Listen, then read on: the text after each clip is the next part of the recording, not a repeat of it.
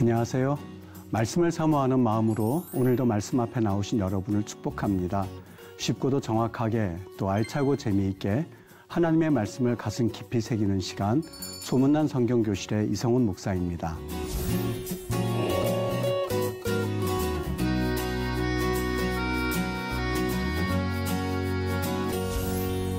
여러분, 지난 시간에 나눈 내용 기억하시죠? 대속의 그림자, 우리 속전에 대해서 이야기를 나눴습니다. 오늘 여러분과 나눌 이야기는 거룩의 대상입니다.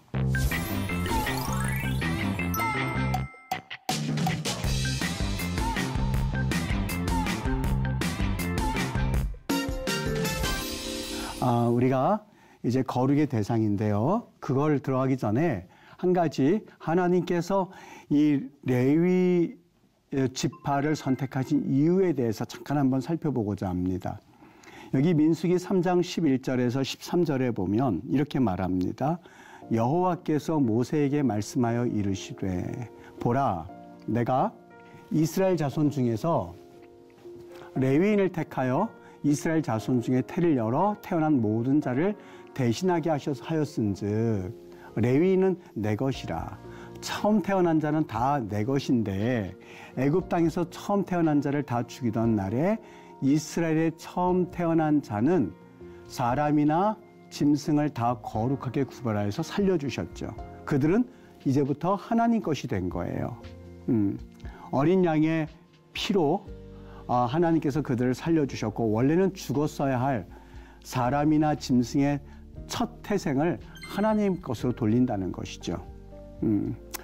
자, 여기에서 우리 한 가지, 하나님께서 그렇다면 이들의 첫 태생이 하나님의 것인데 이 하나님의 것을 대신하여서, 즉 이들이 모두 다 하나님 앞에 헌신되게 살아야만 했습니다만 현실에서는 그렇게 하기가 쉽지가 않으니 하나님이 대체를 해주셨는데 그게 바로 레위인이었었죠.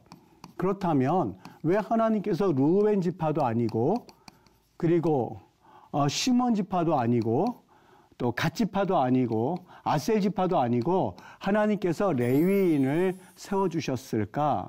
물론 여기에 대해서 우리는 짧게나마 이런 답을 할 수가 있을 거예요. 첫 번째는 레위인은 야곱이 자기가 죽기 전에 이 예언 겸 유언 겸 축복 겸 어떤 이들은 그게 저주가 되기도 했는데요. 그걸 나눴어요. 어떻게 뭐라고 말했냐면, 그 노여움이 혹독하니 저주를 받을 것이요 분기가 맹렬하니 저주를 받을 것이라. 이것이 레위에 관한 예언이거든요. 내가 그들을 야곱 중에서 나누며 이스라엘 중에서 흩으리로다 라고 하는 그 유언 겸 예언의 메시지를 통하여서 지금 여기 레위는 각 지파의 자기 분깃이 있음에도 불구하고 레위는 자기 분깃을 갖지 못한 채 모두 다 흩어졌습니다. 나중에는 48개의 성읍을 받는 것으로 끝이 나죠. 두 번째, 야곱의 예언이 있어도 두 번째는 금송아지를 그들이 숭배할 때에 모세가 이 돌판, 율법 돌판을 시내산에서 받을 때에 그때에 분노하여서 이 하나님의 심판이 있을 그 당시에 레위 지파를 통하여서 하나님께서 그 우상 숭배자를 모두 처단하게 하셨죠.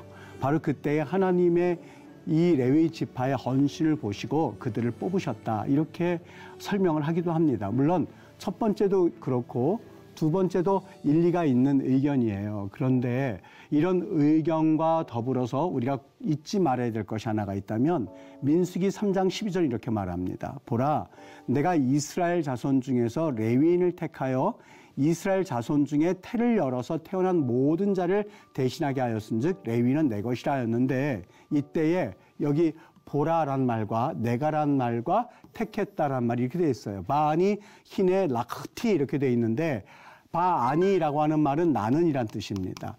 라카흐티, 내가 택했다란 뜻이거든요.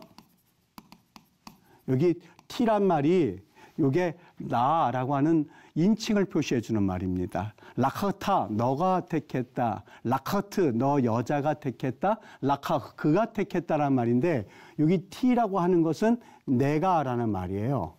내가. 여기 보세요. 여러분, 나는이란 사실상 이 말은 필요가 없어요.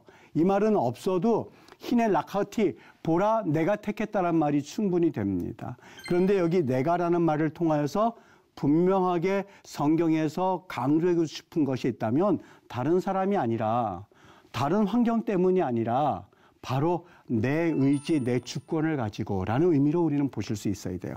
여기 히네란 말은 보라라고 했지만 이것 봐 이런 뜻입니다. 그러니까 이것 보세요. 이것 보세요. 레위인을 택했는데 이것은 다른 환경에 밀려서가 아니라 아니면 다른 조건이 있어서가 아니라 바로 내 주권을 가지고 내가 너희들을 택했다라는 의미로 쓰였을 때에 아니란 말을 씀으로써 그리고 순서도 바뀌었어요.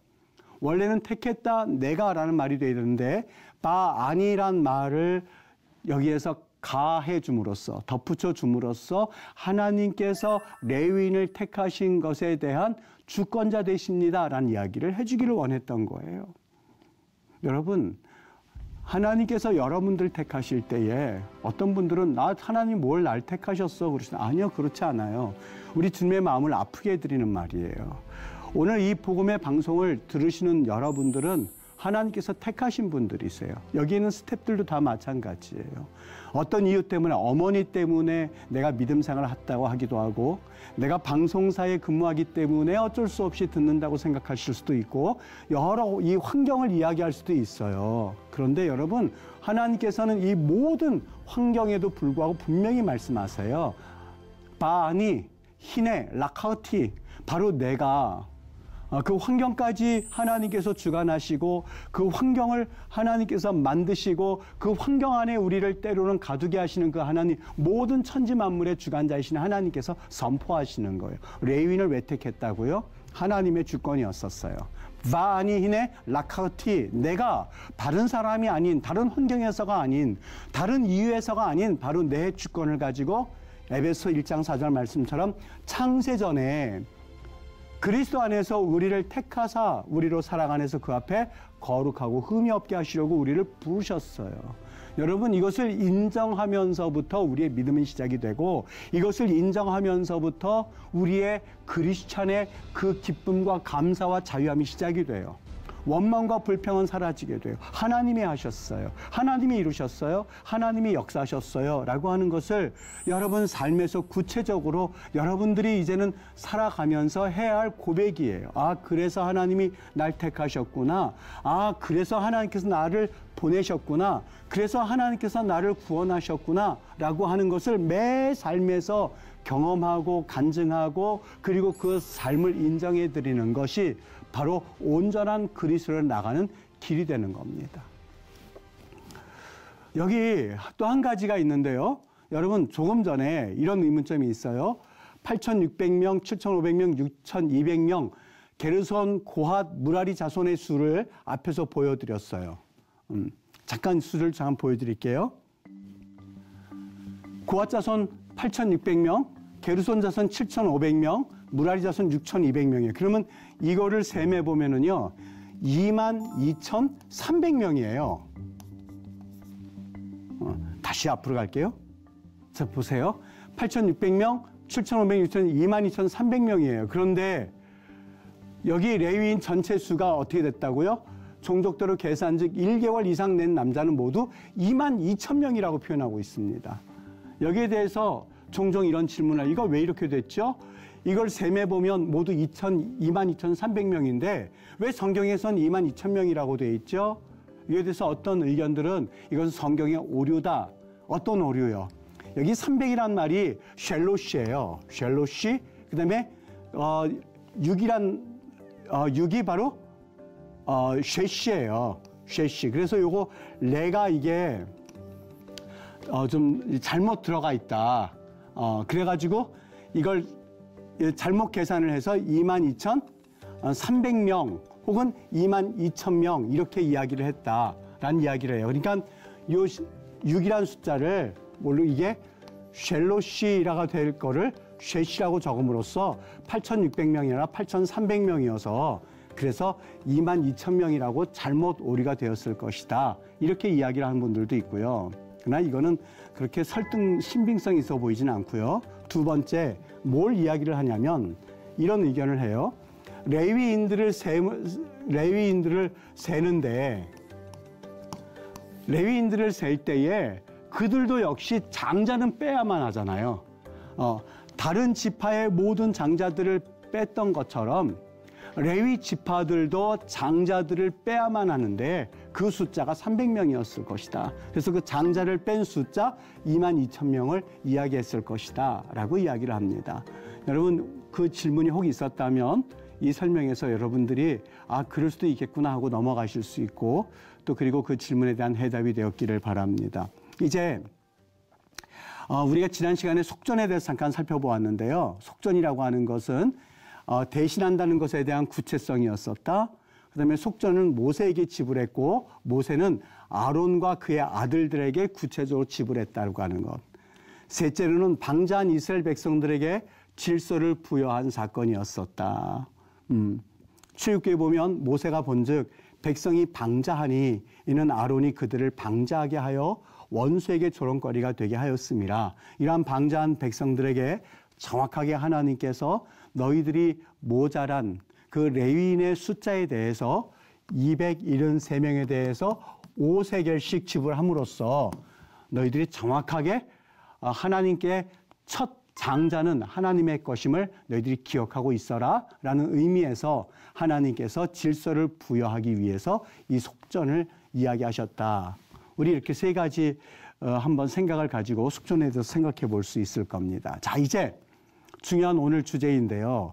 하나님께서 이제는 진영을 통하여서 여러분 이 지파들이 이제는 떠날 준비가 된 거예요. 자, 너희들 각 지파, 여기 루벤 지파가 있고 유다 지파가 있고 루벤 지파가 있고 에브라임 지파가 있고 이제는 단 지파를 선두로 해서 너희들이 이제 막 출발 준비를 하나님께서 끝내셨어요. 이제는 그들이 출발만 하면 돼요. 그런데 한 가지를 더 하나님께서 그들에게 명령하셔야만 했는데 여러분 모든 준비가 끝났어도요.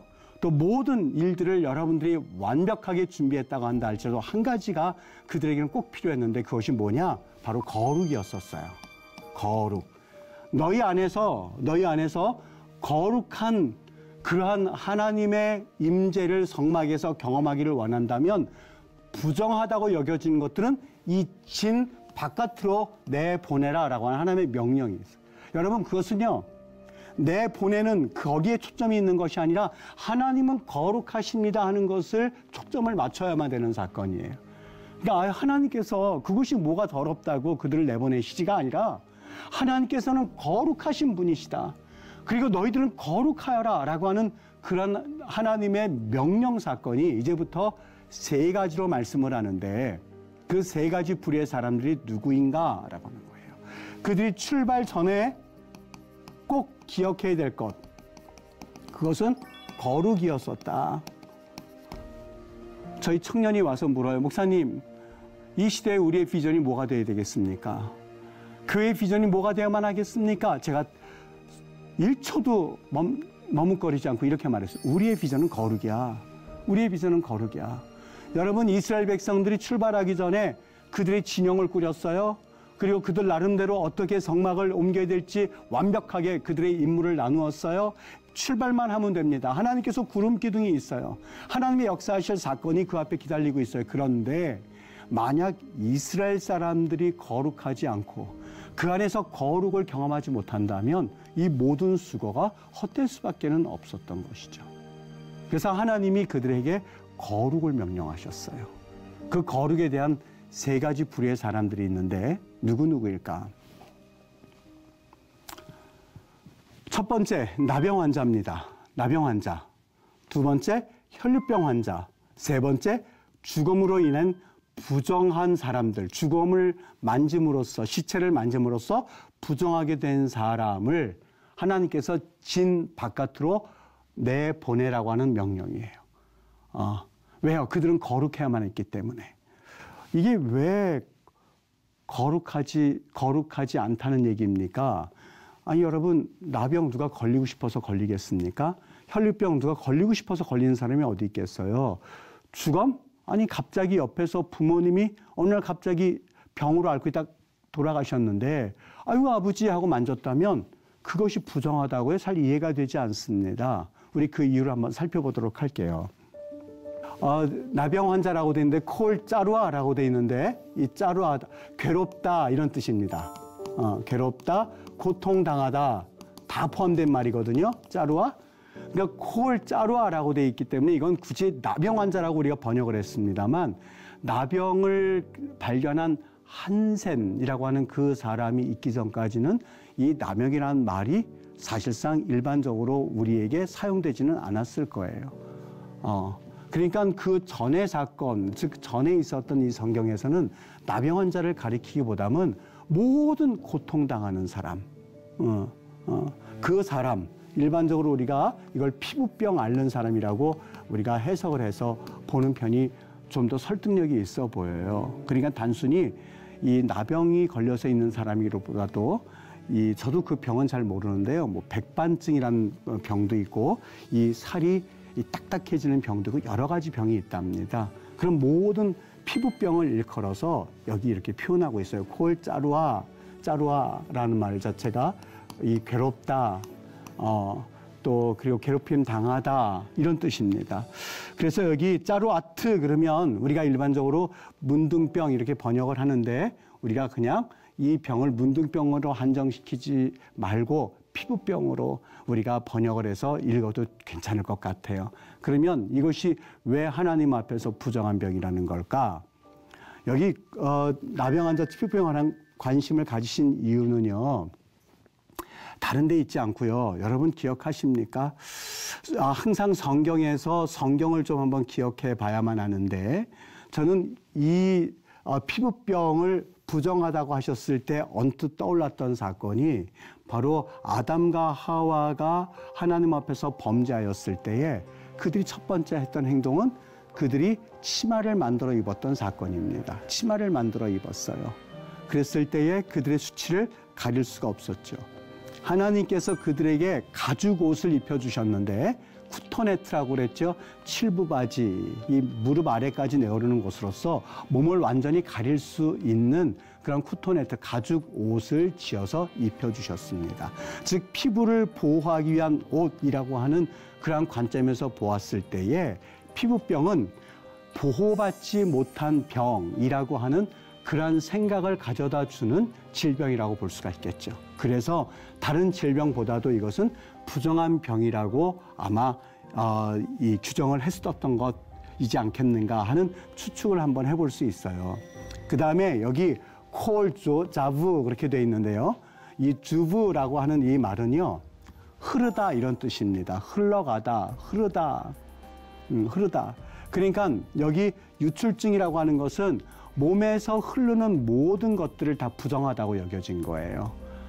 그러니까 막혀져 있어야 할 곳이 막혀지지가 않고 흘러간다면 그것은 모두 다. 그래서 유출병도 그렇지만 이를테면 눈에서 뭐가 흐르는 것도 역시 부정하다고 여겨지고 귀, 여기서 막혀져 있어야만 하는데 귀에서 뭔가 흘러가고 있을 때 이것도 역시 부정한 병이라고 보았을 것이고 그리고 생식기관에서 뭔가 흘러가고 있을 때 이런 모든 것들을 다 부정하다고 보았던 거죠. 그 다음에 여기 또 하나 세 번째는 뭐냐면 주검으로 부정하게 되는 사건입니다. 여러분 주검이라고 하는 것은 사람의 시신을 말하고 있는데 이것이 왜 부정한가? 여러분 한번 생각해 보세요. 주검이 왜 부정할까요? 그냥 우리 일상적으로 주검 한 번쯤은 겪어 나가야 할 그러한 단계이지 않겠습니까? 왜 부정할까요? 아마 여러분들이 생각하시는 그 생각이 맞을 거예요. 죽음이라고 하는 것은 인간이 죄를 범함으로써 나온 결과였어요. 하나님께서 네가 정령 죽으리라 라고 말씀하셨던 것처럼 그들이 선악을 알게 하는 나무를 따 먹음으로써 사실 그들은 죽음을 경험하게 되었던 거죠. 죽음을 경험하게 되었던 거죠. 그래서 이 죽음이라고 하는 것은 사실 부정하다고 여겨지는 하나의 상징적 이 대상입니다. 그래서 죽음으로 부정하게 된 자를 다 진영 밖으로 내보내라 라고 하는 것을 하나님께서 명령을 하셨던 거예요. 여러분, 여기 하나님이 또 한 가지 하나님이 이런 명령을 하셨어요. 민수기 5장 3절에 보면은요. 3절에 보면 이 말씀을 하세요.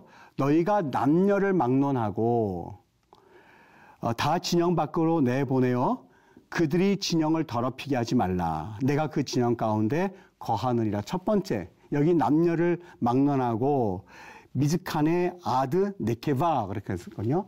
미즈칸의 아드 네케바 이렇게 돼 있거든요.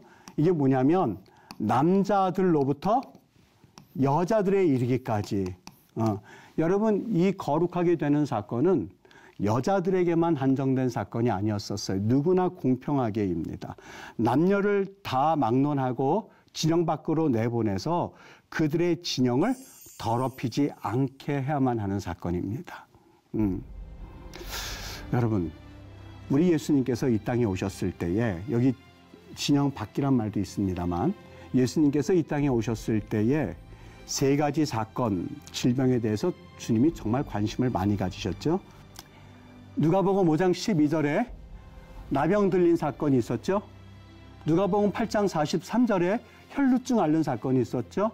누가복음 7장 11절에 죽음에서 건져내시는 예수님의 사건이 누가복음 7장 11절에 있습니다. 여러분, 다시 한번 꼭 기억해야 될 것이 이 세 가지 병에 들린 사람들은 진 밖으로 내쫓김을 받아야만 했습니다. 이것이 하나의 팩트입니다. 그런데 성경에서 진영 바깥에 나가야 될 사람들을 말씀해주고 있는데 우리 머리를 스치게 하는 사건이 하나가 있죠. 그것은 예수님의 예루살렘 성 바깥에서의 십자가 사건입니다. 그분은 거룩한 분이세요. 사실 이 병과는 상관이 없으셔서 여기 진 안에 머무르실 수 있는 분이셨어요. 그런데 예수님이 예루살렘 성 바깥에서 십자가에서 달려 돌아가시게 되죠. 본인은 진영 바깥에서 십자가에 달려 돌아가시고 바깥에 있어야 할 나병 들린 사람, 혈루병 앓는 사람, 죽었던 사람들이 모두 성 안에 들어오게 하는 그 사건을 염두에 두고 히브리서는 이렇게 말씀하고 있습니다. 그러므로 예수도 자기 피로써 백성을 거룩하게 하려고 진 안으로 들어오게 하려고 성문 바깥에서 고난을 받으심으로써 사실 성 바깥에 있어야 할 사람들이 모두 안에 들어왔던 사건이죠. 그들이 거룩하게 되어질 수 있는 유일한 이유가 무엇이냐? 그들 스스로는 그 병에서 자유함을 얻을 수가 없습니다. 혈루증도 그렇고 그리고 나병이라고 번역되었던 짜루앗 그 피부병도 그렇고 그리고 그들의 죽음도 마찬가지고 우리가 인간이 스스로는 해결할 수 없는 문제입니다. 한 가지 그들이 성 안으로 들어올 수 있는 유일한 이유가 있는데 예수님이라고 하는 그 구원자 되신 예수께서 성 바깥에서 죄인이 되어서 거룩한 자가 안으로 들어온 것이 아니라 오히려 아무 죄가 없으신 분이 성 바깥에서 십자가에 달려 돌아가심으로써 이 세 부류라고 상징되어진 우리는 성 안으로 들어올 수 있는 사건을 히브리서는 놓치지 않고 우리에게 설명해주고 있었던 거죠. 성문 밖에서란 말을 왜 넣었겠습니까? 그것은 바로 이 사건들을 염두에 둔 히브리서 기자는 우리야말로 성 바깥에서 죽었어야 할 사람들이지만 우리는 깨끗함을 입어서 거룩함을 입어서 안으로 들어오게 되었고 대신 그 대가로 아무 흠이 없으신 그분이야말로 진영 바깥에서 십자가에서 피를 흘리심으로써 우리를 안으로 들어오게 하시는 그 하나님입니다 라고 하는 예수님을 설명하고 있는 이 히브리서 13장 12절 사건이야말로 우리에게 시사해 주는 바가 참 귀하게 또 그리고 아주 진한 여운을 가지고 우리에게 예수님에 대해서 말씀하고 있음을 우리는 기억해야 할 것입니다. 오늘 수업 여기까지 하도록 하겠습니다.